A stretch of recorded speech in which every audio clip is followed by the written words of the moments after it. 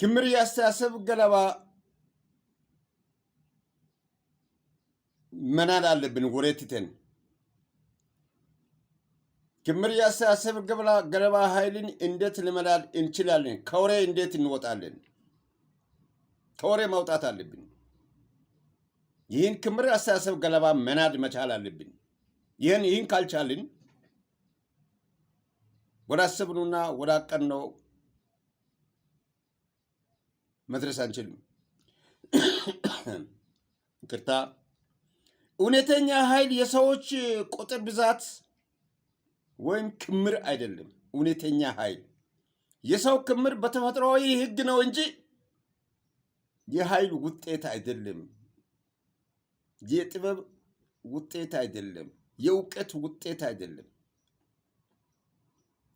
ወገኖች ናቸው የምንላቸው ሁሉ ሲከማቹ የልብ ልብ ቢሰማን እናክብራቸው፣ እንስማቸው። ተፈጥሯዊ ስለሆኑ እናንከባክባቸው እንጂ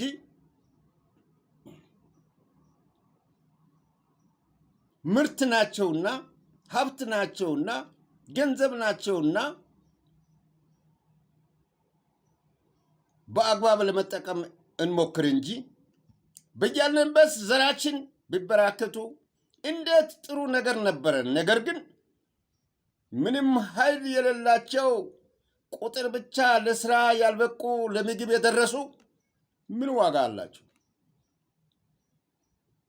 ብሶት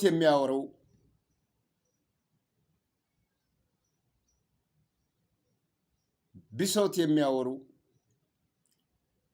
አልፎም የሚያቅራሩ የህዝብ ጥርቅም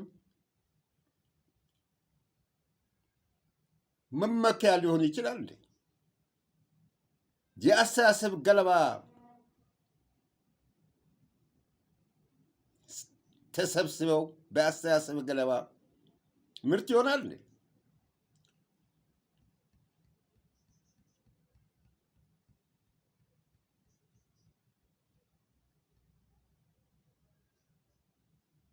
ምንም ኃይል የሌላቸው ቁጥር ብቻ ለስራ ያልበቁ ለምግብ የደረሱ ይዘን ብናቅራራ ምን ዋጋ አለው? ብሶት የሚያወራ አልፎም የሚያቅራራ የህዝብ ጥርቅም የሚጠቅመው ለድምፅ ነው፣ ለኃይል አይደለም።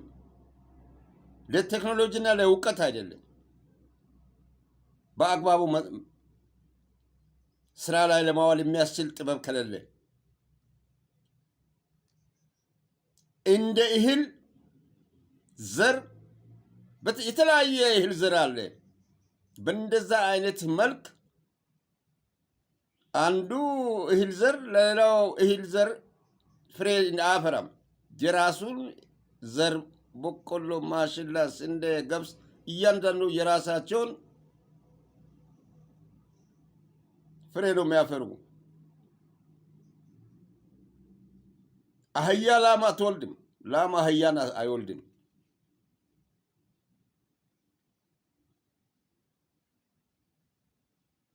እኛ ግን ምንም ዘር የለንም። ሁሉንም ሰው ነው የሚወልደው። ከሰው የተፈጠርን። ነገር ግን ክምር አስተሳሰብ ገለባ ተሸክመን ወዴት መድረስ አልቻልንም።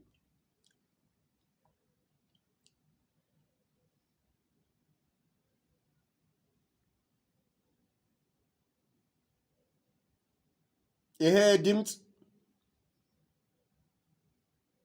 ይሄ ክምር አስተሳሰብ የያዘው የሚጠቅመው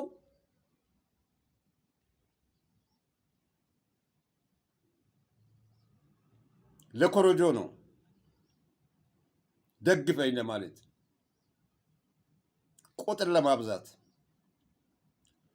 በህብረት ድምፅ ለማሰማት የደንቦችና ውሳኔዎች ላይ አዎንታዊና አሉታዊ ተጽዕኖ ለማምጣት ጠቃሚ ነው።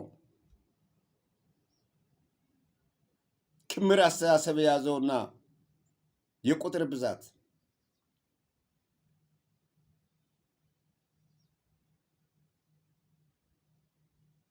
ባዶውን እጅ ሆኖ ለውስጣዊ ኃይል ለውስጣዊ እድገት ጥንካሬ መገለጫ አይሆንም። እንቧይ ካብ ማሰሪያ የለውም፣ ይበተናል። አንድ ጎጆ ስትሰራ ግድግዳውን በሙሉ ዋርካ ቅጠል ወይም ዋርካ እንጨት ብታቆም ጥንካሬ የለውም። በሙሉ 100 ግድግዳው መካከል ላይ 10 ወዲያው ቢኖር ወይም ጥድ ግድግዳ ካለ ወጥሮ ይዛል። አስተሳሰብ ገለባ የያዘው በሙሉ የዋርካ እንጨት ነው።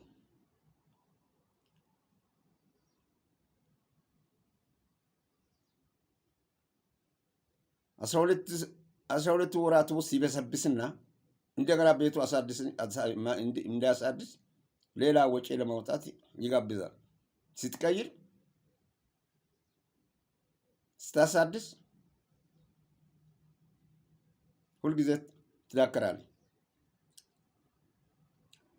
በመሆኑ ግለሰብ በተፈጥሮ የያዛቸው ወይም ቆይቶ በትምህርትና በልምድና በትምህርት ያዳበራቸው እምቅ ኃይል ችሎታ ምን እንደሆነ አውቆ በጥቅም የሚውልበትን እንፈልግ።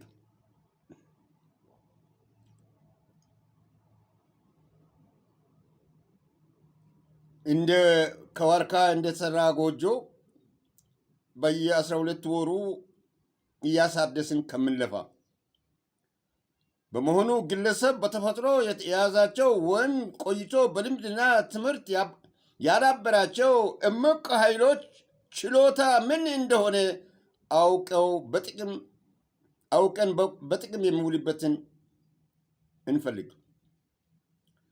የኃይል ጥማት ለማርካት በሰው ችሎት አውጫጭን አዳዲስ ስሞችን ላሮገ ሰው ሰጥተን ኃይል አናመጣም፣ ኃይል አናገኝም፣ ኃይል አይፈጠርም። የስሞች ገናናነት ልዩ አድርገን የስሞች ገናናነት ምንም አይነት ልዩነት ሊፈጥር አይችልም። ከልመና ያስወጣ ከእጅ አይሻል ዶማ ነው። የኃይል እጦት የዘነጉ ኃይል ምንጭ ከምን እንደሚመነጭ መረዳት ያቃታቸው ስብስብ ከእጅ አይሻል ዶማ ይዘው እየቆፈሩ ያሉ ገለባ ስብስብ ለመናድ የምንጠቀምበት ዘዴ ሊኖረን ይገባል። በዛ ዘዴ መጠቀም መቻል አለብን።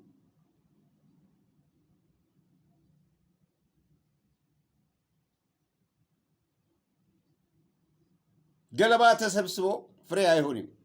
ገለባ ነው። ገለባን ሰብስቦ ጎተራ አይከቱም። ጎተራው ውስጥም ሆኖ የጎተራውን ጥቅም ነው ጎተራው እንዳይጠቅም ያደርገዋል። ጥቅም ላይ እንዳይውል ጎተራ ያደርገዋል። ገለባ የሚበላ ነገር የለም። ገለባ ነው። የጤፍ ገለባ እንኳን ለጭድ ያገለግላል። እንደ ሌላዎችም ሌላ አይነት ገለባዎች ለከብት ማዳበሪያ ቴክኖሎጂ አሁን ባመጣው ይጠቀማሉ። ገለባን ለፍሬ አይሆንም ገለባ።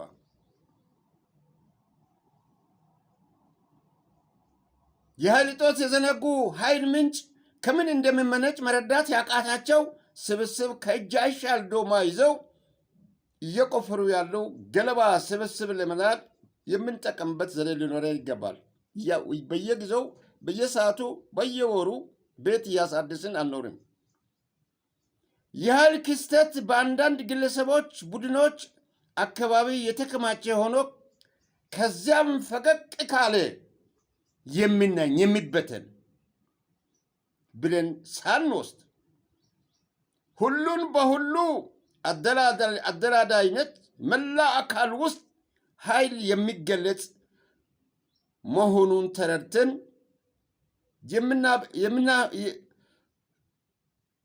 የምናሞግሰው ትውልድ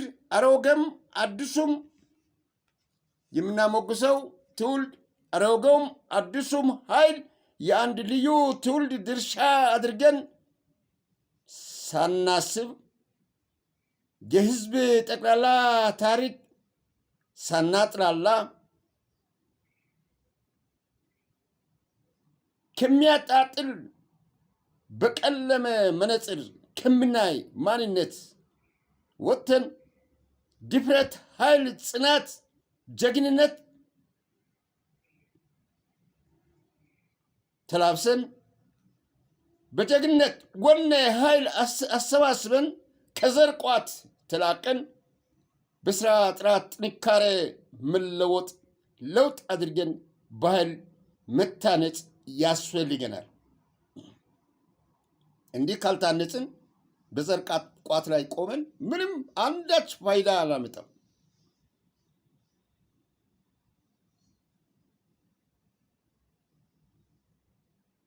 ለእህልም አልሆነም ዘር።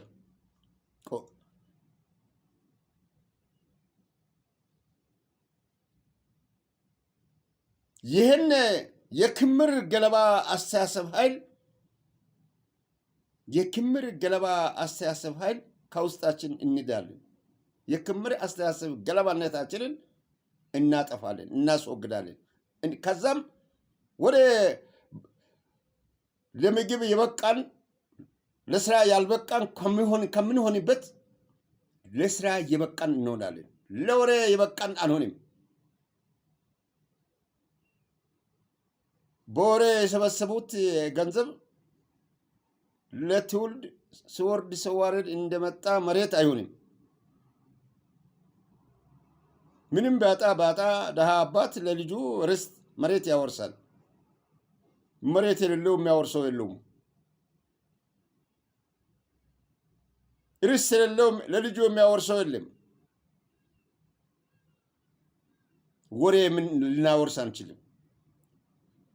ስለዚህ ከዚህ በኋላ ባለው ሁኔታ ላይ ቸር ዜና ያሰማን። ሁላችንም ሰላም ፈላጎች እንሁን። ይህንን ዛሬ ይዤላችሁ ሲቀርብ ሰላም ፈላጊ ነኝ። በሰላም ያገናኘን። ደህና ሰንብቱ።